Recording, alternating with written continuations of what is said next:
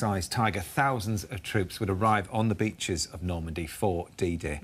And one of the first servicemen to cross the Channel was Patrick Thomas, who we chatted to just before we came on air with his friend and historian John Henry Phillips.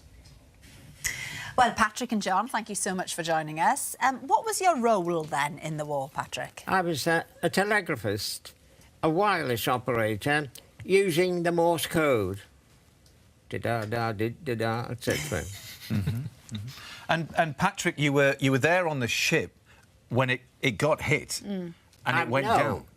What happened, that we were working watch and watch about, 2 hours on, 2 hours off, very, very tiring. I've got the 2 hours off, and so I've got a camp bed out in a forecastle. And of course, when the acoustic mine struck, I was fast asleep. The next thing I knew, we were underwater, and the force of the explosion pushed the bows under the water.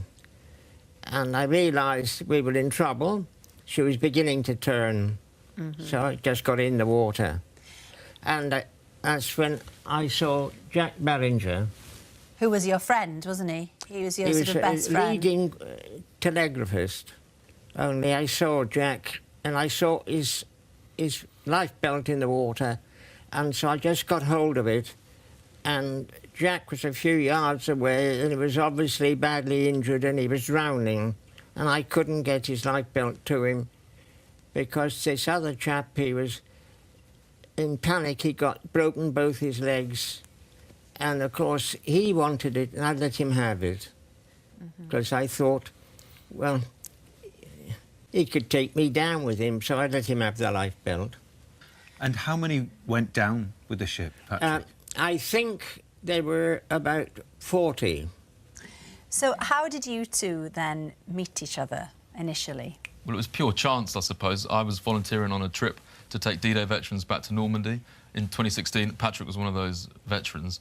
I was left off the rooming list, and someone said, go and knock on Patrick's door, I think he's got a spare bed. And that was it, basically. You know, he opened the door. I walked in quite sheepishly, and we became great friends. Spent the next week kind of laughing and crying and drinking a lot of French champagne. So, how did you go about planning to find the vessel in the first place? Yeah, I mean, that was kind of the thing. Is I'm an archaeologist, but I'm not a maritime archaeologist or anything like that. So I had a bit of an idea of how you'd do it. But basically, I ended up kind of getting a dive team involved, getting some historians and some researchers involved, using Patrick's accounts, and we got in touch with a team that had done some sonar in the past, and it just went from there, really.